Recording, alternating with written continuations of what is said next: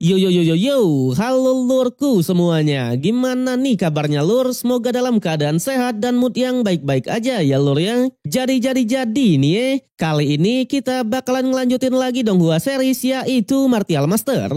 Dan buat teman-teman yang mungkin baru gabung, Mimin saranin untuk nonton part yang sebelumnya dulu. Linknya ada di deskripsi. So, sebelum kita lanjut, bolehlah ya untuk di-subscribe tipis-tipis agar kalian tidak ketinggalan video-video berikutnya. Oke, nggak usah berlama-lama lagi, siapkan kopi, luruskan kaki, hormati gurumu, sayangi temanmu, cintai pacarmu, itulah tandanya kita masuk ke intro. Let's go!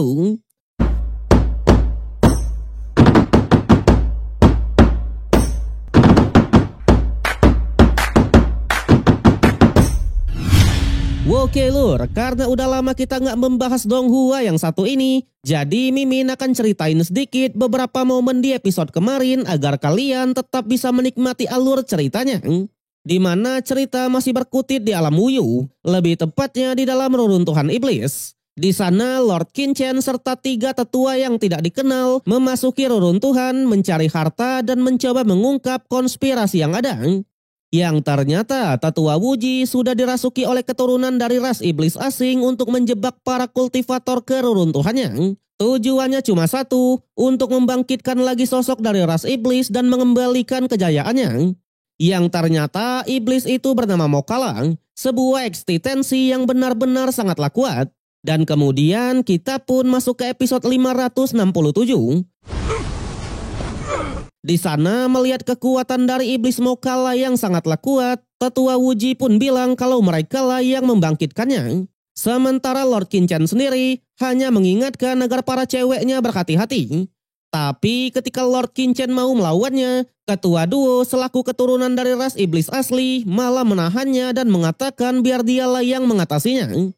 Saat itulah ketua duo pun maju ke depan dan mengajak Mokala berkomunikasi, bahkan dengan bahasa iblis asingnya. Di sanalah semua pun benar-benar dibuat kaget. Namun tetua Wuji yang menyadari ada yang tidak beres, langsung mengingatkan agar Mokala tidak mendengarkannya. Nyatanya pasukan dari Lord Qinchen lah yang mencoba menghentikan ritual pembangkitannya. Tapi sayang ketua duo lah yang kali ini mulai bertindak. Ia langsung membalikan fakta kalau tetua Wuji dan kawan-kawan lah yang berniat buruk. Terjadi perdebatan. Keduanya sama-sama menjilat agar mendapatkan perlindungan dari Tuan Mokala. Sampai ketua duo akhirnya menunjukkan wujud aslinya. Dia adalah panglima iblis dari klan iblis asing yang bernama Yongye.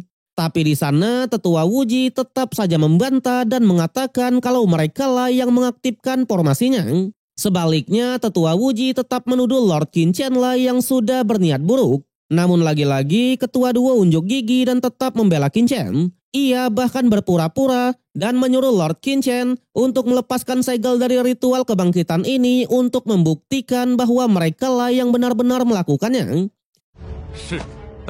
Sudah jelas Lord Qinchen yang merupakan master formasi bisa dengan mudah melakukan itu. Sementara untuk geng dari tetua Wuji, ketika disuruh untuk memasang lagi formasinya, mereka pun malah tak bisa. Hal itulah yang membuat Mokala pun akhirnya percaya kalau geng Qinchen lah yang berpihak kepadanya. Alhasil tanpa banyak basa-basi lagi, ia pun langsung mengeksekusi tetua Wuji beserta pasukannya ya lur ya. Sedangkan untuk tetua Zongkui dan tetua Singguang, ketua duo lah yang langsung menghabisinya sekaligus menyerap darah mereka, ya kan?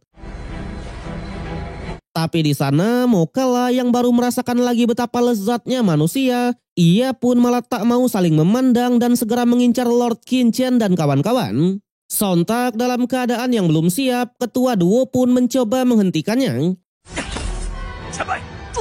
Sayangnya protes tersebut tidaklah didengarkan sama sekali, melainkan ketua duo langsung terkena serangan telak. Meski begitu, ketua duo masih mencoba untuk sabar dan mengatakan kalau geng Qinchen sudah bersekutu dengan ras iblis. Apalagi mereka juga lah yang membantu kebangkitan ini. Jadi ia pun memohon agar Mokala tak menyentuhnya sama sekali. Sayangnya Mokala tetap saja tak mau mendengarkannya. Pada akhirnya ketua duo pun juga tak mau main-main lagi dan segera menunjukkan kapabilitasnya. Ia bilang alasannya memanggilnya dengan sebutan senior hanya karena jasa Mokala yang sangat besar. Tapi jika sudah berani menyentuh orang-orangnya, maka ia juga tak akan berbelas kasih, ya kan? Wede. Lagi-lagi terjadi pertarungan. Awalnya pertarungan didominasi penuh oleh iblis Mokala. Bahkan hanya dalam sekejap saja, ketua duo lagi-lagi terkena serangan telak dan mengalami luka yang parah. Jelas pasukan Qinchen yang melihatnya berniat untuk membantu. Namun Lord Qinchen lah yang melarangnya dan mengatakan karena ketua duo sudah turun tangan, maka mereka tak perlu ikut campur lagi. Dan benar saja, di saat itu jugalah luka dari ketua duo bisa pulih kembali. Bahkan spesial yang kali ini, ia menunjukkan aura dari penguasa iblis membuat tubuhnya pun sampai membesar. Ternyata ketua duo sudah mewarisi wasiat dari penguasa iblis untuk bertugas membangkitkan lagi klan iblisnya. Alhasil untuk yang kali ini, iblis Mokala pun langsung terdiam dan tak berani melawan lagi. Saat itulah ketua duo pun memperkenalkannya kepada Lord Qinchen serta 3 wanitanya. Ia bilang meskipun Lord Qinchen adalah manusia, tapi ia sudah bergabung dengan klan iblis. Bahkan kedudukannya jauh di atas dari Mokala itu sendiri. Di sana sebagai bukti, Lord Qinchen langsung menunjukkan benih parasit emasnya sedangkan si Yan Yu menunjukkan benih peraknya. Lagi-lagi Mokala pun sampai terdiam. Karena ternyata mereka yang memiliki benih parasit akan disebut sebagai bangsawan dari klan iblis ya lur ya. Di sanalah Qinchen pun menyarankan agar Mokala memulihkan dulu kekuatannya. Tentunya untuk masalah makanan yang lezat ia pasti akan mencarikannya. Dan kemudian mereka pun bergegas pergi keluar. Di perjalanan Mokala menjelaskan kalau dulunya tempat ini adalah kuil warisan dari klan iblis yang kemudian diubah menjadi penjara. Konon di kedalamannya terdapat makhluk yang mengerikan yang sudah dikurung. Tapi di saat yang sama, tiba-tiba Mokala malah oleng dan tak bisa mengingat apapun lagi. Bahkan ia sampai mengamuk dan menyakiti dirinya sendiri. Yang ternyata karena sudah lama tertidur dan Mokala memaksakan diri untuk mengingat semuanya, jiwanya pun menjadi kacau. Namun hal inilah yang dimanfaatkan oleh Lord Qinchen. Dalam sekejap, ia pun membawa Mokala ke alam bawah sadarnya dan menyuruhnya untuk mengingat semuanya. Tapi sayangnya hal itu sia-sia dan Mokala tetap tak bisa mengingat apapun itu. Namun alih-alih menyerah, Lord Qinchen ternyata ingin menaklukkan Mokala juga, ya kan? Dalam sekejap, ia pun mengeluarkan teknik segel pemusnah jiwa untuk mengendalikannya. Ketua duo yang melihatnya juga langsung bergerak cepat untuk membantu Lord kita itu. Pada akhirnya, tubuh Mokala pun berhasil disegel dan Lord Qinchen juga berhasil menerobos ke lautan kesadarannya. Di sanalah Lord Qinchen benar-benar dibuat kaget karena memang lautan kesadarannya aja hampir setara dengan Martial God bintang 9. Tapi di sana jugalah Lord Qinchen akhirnya tahu kalau ingatan dari Mokala memang sudah dihapus oleh sesuatu. Jelas Mokala sendiri awalnya sangatlah marah dan mencoba untuk melawan. Sayangnya, dengan pengalaman dan kekuatannya, Lord Qinchen bisa dengan mudah menaklukkan pria tersebut ya lur ya. Dengan ini, King Qinchen menambah 1 bawahan lagi yang tak lain dan tak bukan adalah iblis Mokala. Tapi belum sempat beristirahat, tiba-tiba mereka juga mendengar suara pertarungan. Pada akhirnya Lord Qinchen pun segera memasukkan lagi duo iblisnya ke dalam tungku dan bergegas mengecek keadaannya.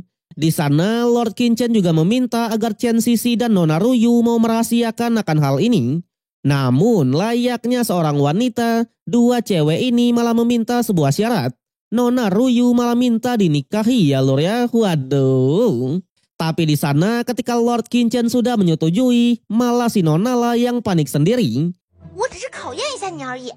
Pada akhirnya ia pun hanya mengatakan kalau dirinya hanya bercanda aja ya kan. Tentunya untuk syaratnya akan dibicarakan lagi. Sama halnya dengan Chen Sisi dengan tubuh pesonanya, ia juga belum mengatakan soal syaratnya. Sampai mereka pun akhirnya keluar dari reruntuhan dan langsung bertemu dengan banyaknya roh binatang.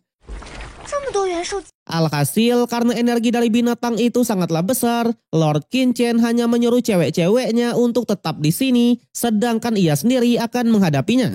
Tapi ternyata sudah ada sekelompok orang yang sedang menghadapi para binatang itu. Mereka adalah jajaran pasukan dari Tanah Suci Bloodline. Namun sayangnya satu di antara mereka ternyata adalah pengkhianat, di mana tubuhnya sudah dirasuki oleh orang dari aula penegak hukum. Dan orang tersebutlah yang kita sebut aja sebagai Johnny yang mengendalikan rentetan monster tersebut untuk merebut tubuh dari tetua suci.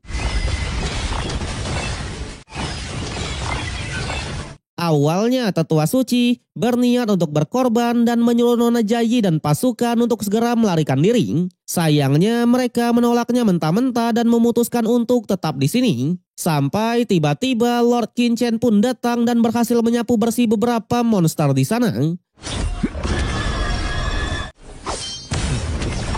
Yang ternyata alasan Lord Qin Chen menyerang para pasukan monster karena esensi sumbernya yang merupakan nutrisi terbaik sangat-sangat sempurna untuk memecahkan batas dari tubuh abadi. Sontak Johnny yang baru menyadari akan hal itu langsung menarik lagi semua monster tersebut. Bahkan dialah yang kali ini turun tangan untuk menghentikan tindakan Qin Chen.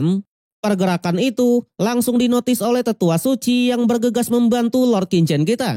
Sama halnya dengan Nona Jayi dan pasukan yang juga turun ke arenanya. Tapi sayangnya alih-alih membantu, mereka malah dihadang oleh para pasukan monster. Kembali ke Lord Qin Chen, Johnny yang awalnya berniat merebut tubuh dari tetua suci, setelah melihat Lord Qin Chen yang masih sangatlah muda, ia pun langsung berubah pikiran. Dalam sekejap, Johnny pun menyerang Qin Chen habis-habisan. Bahkan ia langsung menggunakan teknik seni pemikat jiwa untuk merasuki tubuh dari Lord kita. Lord Qin Chen yang melihatnya tanpa diduga, ia pun malah diam dan membiarkan Johnny masuk ke tubuhnya. Tapi jelas semua sudah direncanakan ya lur ya. Tepat ketika Johnny tiba di lautan kesadarannya, Johnny lah yang malah dibuat panik karena diserang oleh benih parasit emas. Namun bukannya senang, Lord Qin Chen malah teringat lagi dengan perkataan dari si kucing hitam, di mana jika ingin melepaskan diri dari benih parasit, setidaknya Qin Chen harus menemukan mutiara penekan dunia dan mencapai kerana yang lebih tinggi. Tapi karena saat ini mutiara penekan dunia tak terdeteksi sama sekali, Lord Qin Chen tak mau memikirkannya dulu dan segera membunuh Johnny. Dan kemudian ia pun lanjut melawan para monsternya sekaligus menyelamatkan para pasukan dari Tanah Suci Bloodline. Alhasil mereka yang memang sedang terluka tak menolak sama sekali dan bergegas melarikan diri. Sayangnya tepat di ujung dari jalannya mereka kembali dihadang oleh para pasukan monster. Namun tenang, untuk yang kali ini trio cewek lah yang turun tangan untuk menyelamatkan mereka semua. Meski begitu, mereka juga menegaskan jika Lord Qin Chen kenapa-napa, maka Tanah Suci Bloodline lah yang harus menanggung resiko besar, ya kan? Wede. Kembali ke pertarungan, awalnya Ketua Duo dan Mokala langsung meminta agar Lord Qin Chen melepaskannya, karena memang dengan kekuatannya mereka bisa dengan mudah menyapu para monster ini. Bahkan karena melawan monster bisa meningkatkan kemampuan fisik, Lord Qin Chen malah bertarung secara langsung tanpa menggunakan pedang sama sekali ya lur ya.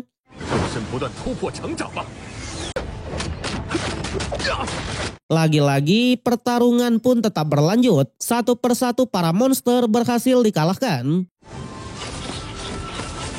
Namun menyadari kalau monsternya terlalu banyak, para cewek-cewek dari Lord Qin Chen tetap memutuskan untuk mendekat. Di sanalah melihat Lord Qin Chen yang hanya bertarung dengan tangan kosong, trio cewek awalnya berniat untuk membantu.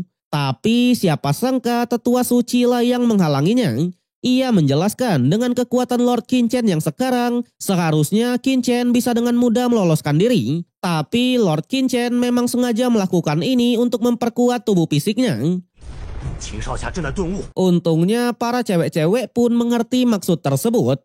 Dan benar saja, tubuh ruang dan tubuh tak terhancurkan milik Lord Qinchen perlahan mulai menyatu. Alhasil tanpa banyak bicara, Lord Qinchen pun terus melanjutkan pertarungannya. Sampai pada akhirnya, para monsterlah yang ketakutan dan memutuskan untuk melarikan diri. Ternyata mereka bisa membuka penghalang ruang untuk kabur dari tempat tersebut, ya lur ya. Meski begitu, Lord Qinchen tak terlalu mempermasalahkannya dan langsung fokus dalam menyerap sumber esensinya. Barulah setelah itu mereka pun menghampirinya, termasuk para pasukan dari Tanah Suci Bloodline. Disinilah tetua pun memperkenalkan diri kalau ia bernama Ye Chaolun sebagai tetua internal di Tanah Suci. Tentunya mewakili semua muridnya, mereka pun sangatlah berterima kasih. Lord Qinchen yang memang mengetahui soal Tanah Suci langsung menanyakan bertugas di bagian mana tetua Chaolun. Yang ternyata tetua Chaolun bertugas di bidang sumber daya manusia. Ia bahkan memberikan token pengenalannya dan mengatakan jika Lord Qinchen butuh bantuan di Tanah Suci, perlihatkan saja token tersebut, iya kan? Alhasil dengan senang hati Lord Qinchen pun menerimanya. Ia juga menanyakan bagaimana mereka bisa terjebak di sini. Sudah jelas tetua bilang kalau ini ada hubungannya dengan pasukan berjubah hitam. Saat itulah Lord Qinchen pun mengatakan kalau ia mengetahui asal-usulnya. Tapi mereka adalah keturunan dari ras iblis asing yang dibawa oleh istana Piao Miao. Tujuannya untuk menyusup dan mengambil alih tubuh dari anggota setiap sekte untuk membangkitkan lagi klan iblis. Namun sayangnya untuk saat ini Lord Qinchen masih belum memiliki bukti yang pasti. Tapi jika dilihat dari pergerakannya, mereka tetap harus berhati-hati. Alhasil tetua Chaolun pun langsung berjanji pasti tak akan menyebarkan rumor berharga ini. Dan kemudian mereka pun sama-sama melanjutkan perjalanannya. Dalam perjalanannya, Lord Qinchen menanyakan kabar dari ketua Xian Kun selaku ketua dari Tanah Suci Bloodline. Sayangnya tetua bilang kalau ketua Xian Kun sudah menghilang sejak 200 tahun yang lalu. Jadi setelah ketua Xian Kun menghilang, para wakil ketua di Tanah Suci saling bersaing sehingga Tanah Suci Bloodline sekarang sudah terpecah belah. Jadi dengan keadaan yang seperti ini, secara kekuatan mereka memang kalah jauh dari istana Piao Miao. Tapi di tengah obrolan itu, tiba-tiba Lord Qinchen mendapatkan kabar dari Guchang.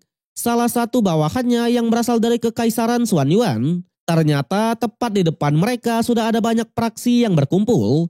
Alhasil demi menghindari masalah yang tidak perlu, mereka pun memutuskan untuk berpisah. Bahkan Xian Yu dan Nona Ruyu yang berasal dari aula penegak hukum juga bergegas pergi duluan. Sekarang tinggal menyisakan Lord Qinchen dan Chen Sisi saja. Di sanalah Sisi pun dengan sengaja menggoda Qinchen dan menanyakan apakah Lord kita mencintainya, ya kan? Waduh. Awalnya Lord Qinchen tak mau meladeninya, tapi menyadari kalau ada seseorang yang mendekat, ia pun malah dengan sengaja menggoda balik wanita tersebut. Yang ternyata para pasukan itu adalah anggota dari istana Piao Miao. Tetua Murong sedang memimpin para pasukan untuk masuk ke dalam juga. Katanya, menurut info dari senior Hongyan, di dalam sana sudah terdapat pohon dewa hukum. Jadi mereka tak bisa bermain-main dan segera masuk ke dalam. Salah satu pengawal yang awalnya berniat mencari masalah dengan Lord Qinchen, mau tak mau harus mengurungkan niatnya itu dan bergegas masuk ke dalam juga, ya lur ya. Di sanalah menyadari kalau tetua Murong memiliki tubuh spiritual alami, Lord Qinchen sadar dari segi kekuatan tetua Murong pasti sudah melampaui Pangeran Fengling. Pada akhirnya Lord Qinchen pun mengeluarkan dua bawahan iblis dan menyuruhnya untuk menunggu di luar saja. Sedangkan ia dan Chen Sisi juga masuk ke dalam sana. Setibanya di dalam, benar saja langsung terpampang jelas wujud dari pohon hukum dewa. Buah hukum yang ada di pohonnya bisa membantu seseorang untuk memahami Dao Kaisar. Jadi tak heran kenapa banyak sekali orang yang mengincarnya. Tapi setelah melihat tempatnya yang sangat rumit dan berbahaya, Lord Qinchen juga mengetahui kalau di sini pasti ada yang tidak beres.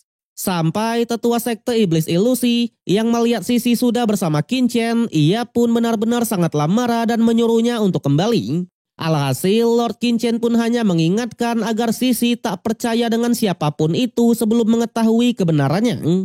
Pada akhirnya mau tak mau Sisi pun juga berpisah. Qin juga akhirnya berkumpul lagi dengan para pasukan dari Papillon Pill. Sontak, senior Yan dan senior Yimo yang melihatnya benar-benar sangatlah senang. Tapi untuk tetua Ling, ia pun malah sangatlah marah dan menghina Lord kita itu. Apalagi kembalinya Lord Qin juga bersama dengan wanita dari sekte Iblis Ilusi. Mendengar itu, alih-alih marah, Lord Qin malah curiga. Nyatanya aura dari tetua Ling ini benar-benar sangatlah besar dan seperti sudah dikendalikan. Tapi untuk tetua situ setelah diperiksa, auranya masih murni menandakan kalau ia tak dirasuki sama sekali. Pada akhirnya Lord Qin pun menyinggung dan mengatakan dengan siapapun ia bergaul, tetua Ling tak pantas mencampurinya. Sebaliknya, Ling Jun dan Ling Yi dari keluarga Ling lah sosok iblis yang sebenarnya, ya kan? Waduh. Perkataan itu membuat tetua Ling pun semakin marah karena nyatanya kedua tuan mudanya itu sudah lama meninggoy. Di mana berdasarkan penyelidikannya Lord Qin lah yang sudah membunuhnya. Dan oleh sebab itulah tanpa banyak basa-basi lagi ia pun langsung menyerang. Untungnya tetua situ langsung bergerak cepat dan menghentikan tindakan itu. Tetua situ bahkan menegaskan selama bukti kuat belum ada, ia pasti akan terus melindungi Qin. Tentunya jika tetua Ling tetap memaksa, maka ia juga tak akan segan-segan. Pada akhirnya seorang tetua yang bernama Lu Haoran lah yang menghentikan pertarungan itu. Ia bilang jika mereka terus bertikai, maka Papillon Pill hanya akan menjadi tertawaan saja. Faktanya sekte lain tak peduli sama sekali, melainkan malah sangatlah senang. Karena memang dengan mereka terpecah belah, buah hukum pasti bisa direbut. Alhasil tetua Ling pun mau mengalah.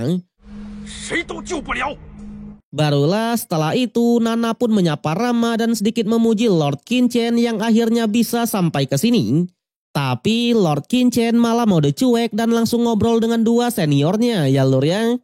Ternyata sejak masuk ke benua Yimu, mereka berdua hanya bertarung di pinggiran saja, mendapatkan banyak buah langka dan meningkatkan kekuatan, sampai mereka mendengar rumor soal reruntuhan dan memutuskan untuk masuk ke dalam. Tapi ternyata di dalam reruntuhan itu benar-benar dipenuhi oleh bahaya. Untungnya mereka bertemu dengan Tetua Lu, di mana Tetua Lu inilah yang menyelamatkannya, membantunya sampai berkumpul lagi dengan tetua situ. Namun di tengah obrolan itu, lagi-lagi, kali ini giliran dari Pak Tua Fei dari Papillon Senjata lah yang mulai mengamuk.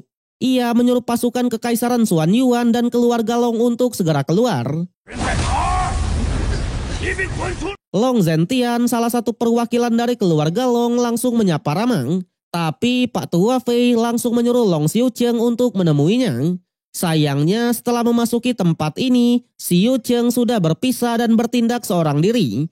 Bahkan Xiu Sheng sangatlah akrab dengan Mu Ye dari Papillon Senjata itu sendiri. Yang ternyata Mu Ye yang menemukan tempat kristal ruang di sini sudah dinyatakan mati sejak beberapa tahun yang lalu. Menurut kesaksiannya, Xiu Cheng dari keluarga Long ada di tempat kejadian itu. Dan karena hal itulah Pak Tua Fei menuduh kalau keluarga Long lah sebagai pelakunya. Sudah jelas Lord Qin yang melihatnya hanya tersenyum tipis, ya kan? Dimana ketika di kolam kristal kemarin, Lord Qin lah yang sebenarnya membunuh kedua orang tersebut. Pak Tua Zentian yang mendengarnya langsung meluruskan kalau Xiu Cheng tak mungkin melakukannya. Nyatanya mereka berdua benar-benar sangatlah akrab. Tapi jika memang ingin meminta penjelasan, tunggu saja sampai Xiu Cheng kembali ke sini. Barulah setelah itu, Pak Tua Fei pun mulai menginterogasi orang-orang dari Kekaisaran Xuan Yuan. Faktanya setelah melakukan pemeriksaan, kematian Mu Ye terkait dengan teknik dari keluarga Kekaisaran terutama Pangeran Peng Li. Sontak semua yang mendengarnya lagi-lagi sangatlah kaget. Tapi jelas senior Manhu langsung membela kekaisarannya dan menanyakan apakah Pak Tua Fei ada buktinya. Sayangnya Pak Tua Fei tak ada bukti sama sekali. Meski begitu, ia tetap bersikeras dalam menuduh dan bahkan sampai menggunakan sebuah formasi untuk mengurung mereka. Lord Qin yang melihat formasi itu juga dibuat kaget. Nyatanya ini adalah formasi 9 kegelapan agung, di mana sekalinya terjebak, energi sejati di dalam tubuh akan membeku dan mereka tak akan bisa keluar lagi. Tapi senior Manho selaku pemilik Bloodline Api Merah menolak untuk menyerah dan langsung mengeluarkan teknik ular apinya. Namun sayangnya teknik tersebut masih belum mampu menembus formasi yang kuat itu ya lur ya. Apalagi semua murid dari Papilion Senjata juga berbondong-bondong dalam membantu sehingga senior Mahu harus menerima banyak serangan telak. Tak hanya itu, karena Muyi adalah salah satu orang terpenting, jadi Pak Tua Fei beneran tak mau melepaskannya. Sampai pada akhirnya, Martial Super Legend Jinsen dari Kekaisaran Xuan Yuan akhirnya tiba di sana, di mana dialah yang mencoba menghentikan amukan dari Pak Tua Fei. Tak hanya itu, menyadari kalau musuh hanyalah pasukan dari Papilion Senjata, Jinsen tidaklah gentar sama sekali dan mencoba menyerang balik. Salah satu Martial Super Legend dari Papilion Senjata yang melihatnya langsung mencoba untuk melawan. Sayangnya hal itu sia-sia dan doi pun langsung dikirim ke alam baka, ya kan? Tindakan itulah yang membuat Pak Tua Pei pun semakin marah dan semakin memperkuat tekanan dari formasinya. Bahkan ia pun juga menyuruh para pasukan untuk segera menahan Pak Tua Jinsen. Sayangnya Jinsen selaku petinggi dari Kekaisaran juga memiliki banyak senjata dan bisa dengan mudah menghancurkan serangan itu. Dengan ini semua pasukan dari senior Manho pun akhirnya bisa terbebas lagi. Tapi Pak Tua Fei tetap saja tidak menyerah dan memutuskan untuk melawan. Kali ini ia mengajak tetua Jinsen untuk berduel. Ia bahkan tetap menuduh kalau Pangeran Feng Lela yang sudah membunuh Muyeng. Namun menyadari kalau Jinsen tak merespon sama sekali, Pak Tua Fei sampai mengeluarkan piringan formasi kendali langit. Lord Qin Chen yang melihatnya lagi-lagi dibuat kaget. Ia hanya tidak menyangka kalau Papilion Senjata ternyata mau menyerahkan senjata ini kepada Pak Tua Fei. Jinsen yang melihatnya awalnya tidaklah gentar sama sekali dan tetap mencoba untuk melawan. Di sana ia juga menjelaskan tak peduli siapa Muye, yang jelas Pangeran Ping Le-nya juga sudah meninggoy. Statement itu membuat Pak Tua Fei pun sangatlah kaget. Apalagi dengan kekuatan full powernya, Jinsen bahkan bisa meloloskan diri dari senjata yang kuat itu.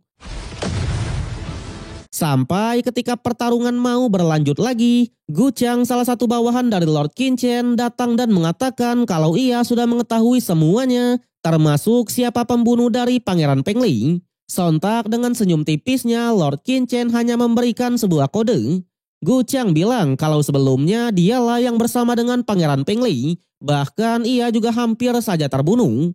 Yang tanpa diduga, atas perintah Qin Chen dengan liciknya, Gu Chang pun menuduh istana Piao Miaola sebagai pelaku utamanya ya lor ya. Wede, definisi mengadu domba ini namanya ya.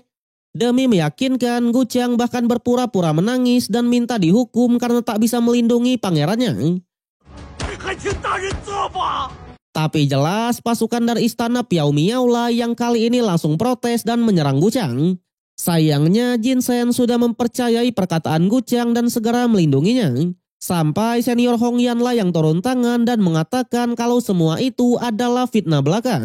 Namun lagi-lagi Gu Chang bahkan berani bersumpah kalau ia sudah menyaksikannya secara langsung. Bahkan demi memperpanas situasi, Gu Chang bilang jika mereka tak mengungkap pembunuhnya, Kaisar Agung selaku ayah dari Pangeran Peng Le pasti akan marah besar.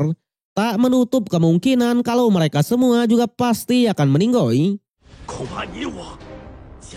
Dan oleh sebab itulah meskipun tubuhnya harus hancur, hari ini ia pasti akan membalaskan dendam dari Pangeran Peng Le. Tindakan berani itu membuat senior Maho pun percaya penuh. Bahkan para murid juga siap membantu Gu Chang upaya pembalasan dendam. Tapi lagi-lagi Hong Yan tak tinggal diam. Ia bilang jika memang mereka lah pelakunya, maka siapa yang melakukannya? Tanpa diduga, Gu Chang malah menuduh Hong Yan itu sendiri. Tak hanya itu, Gu Chang juga menyindir soal pasukan berjubah hitam yang katanya adalah klan iblis asing. Di sana, Gu Chang pun kembali menuduh kalau pasukan jubah hitam awalnya ingin merasuki tubuh dari Pangeran Peng Le. Tapi karena gagal, mereka pun akhirnya membunuhnya. Selain itu, Gucang juga mengatakan karena pasukan jubah hitam tinggal sedikit, jadi beberapa master di sini pasti sudah ada yang dirasuki. Apalagi selama berada di alam Wuyu, pasukan dari istana Piao Miao tak terdeteksi sama sekali, menandakan kalau mereka sudah melakukan sesuatu yang besar. Tetua Kowloon yang sebelumnya sudah mendapatkan informasi dari Lord Qin Chen juga membenarkan akan hal itu. Bahkan ia juga meminta penjelasan kemana saja para pasukan dari istana Piao Miao. Namun beberapa sekte lain juga membela istana Piao Miao karena katanya perihal merasuki bukanlah sesuatu yang mudah. Jadi omongan dari Gucang ini tak bisa dipercaya penuh. Di sanalah melihat situasi yang mulai berbalik, Lord Qin Chen menyuruh Gucang untuk menambahkan apinya lagi. Kali ini Gucang melibatkan keluarga Long dan Papiliun Senjata, di mana untuk Mu Ye dan Xiu Cheng tadi sebenarnya juga dibunuh oleh istana Piao Miao ya lor ya. Waduh. Gucang menceritakan awalnya ia ingin menjadikan Mu Ye dan Xiu Cheng sebagai saksi matanya. Tapi setelah disadari oleh istana Piao Miao, mereka malah membunuhnya juga. Awalnya Pak Tua Pei tak percaya sama sekali karena katanya kenapa Gucang baru mengatakannya sekarang.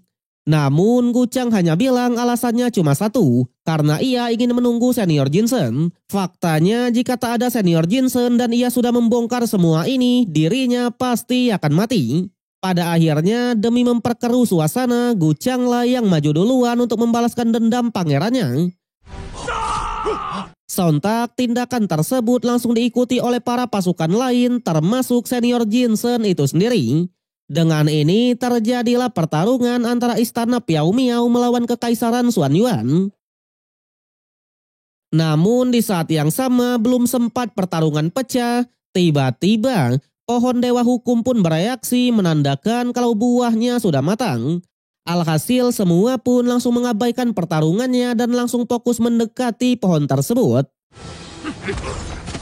Tapi sebelum bergerak, Lord Qin Chen sudah mengingatkan kalau tempat ini benar-benar sangatlah aneh.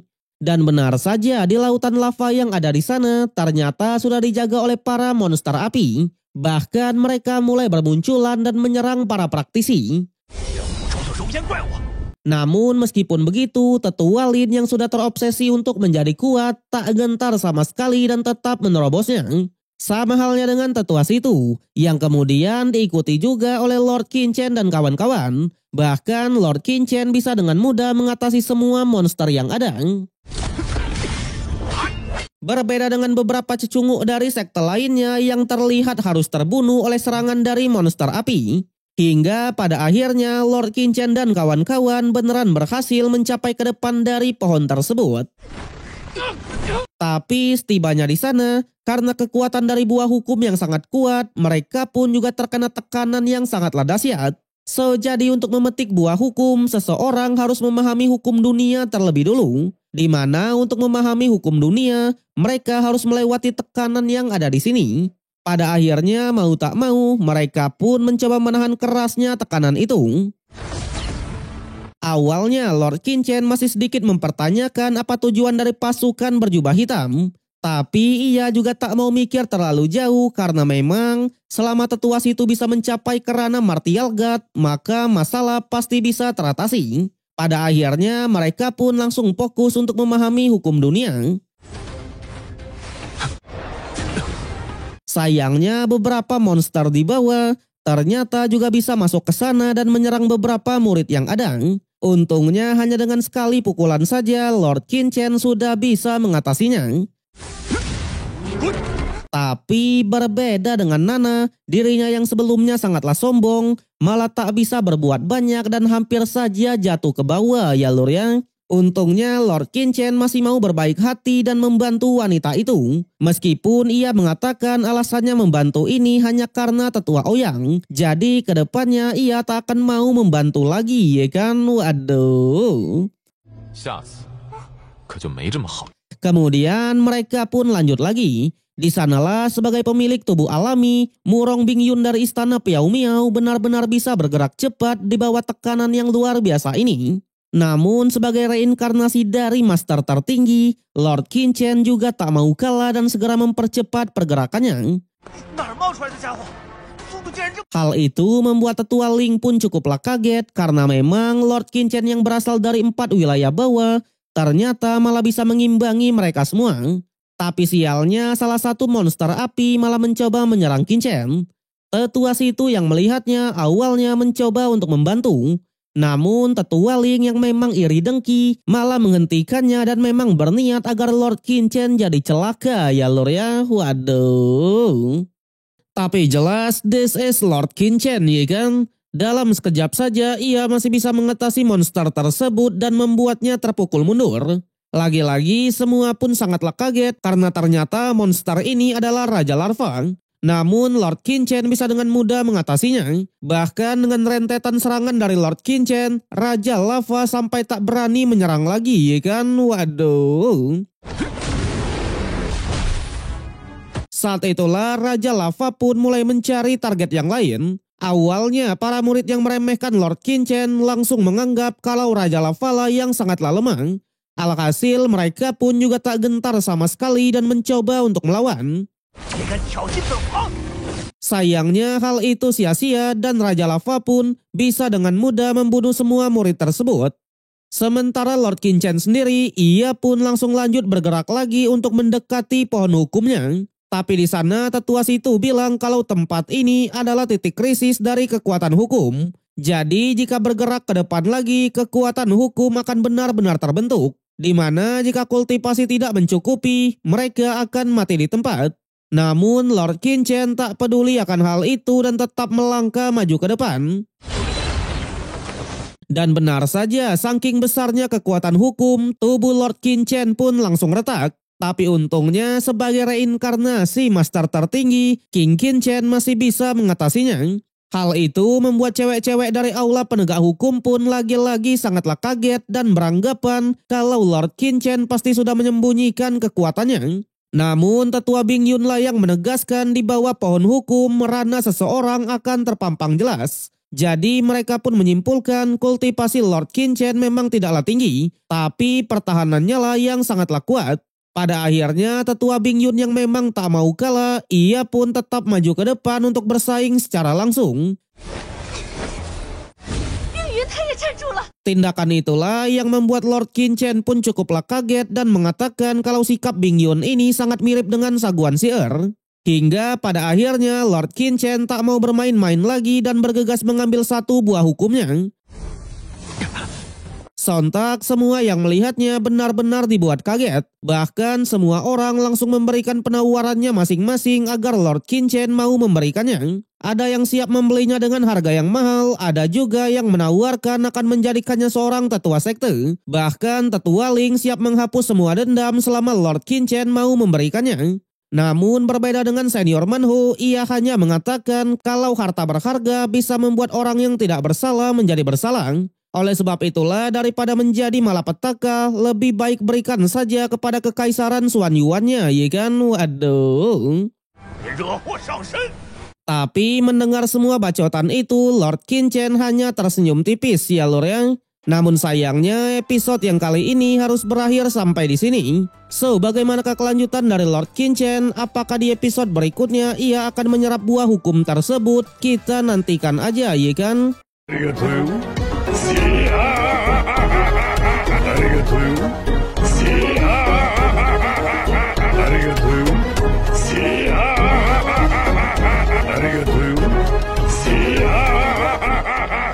Arigatou.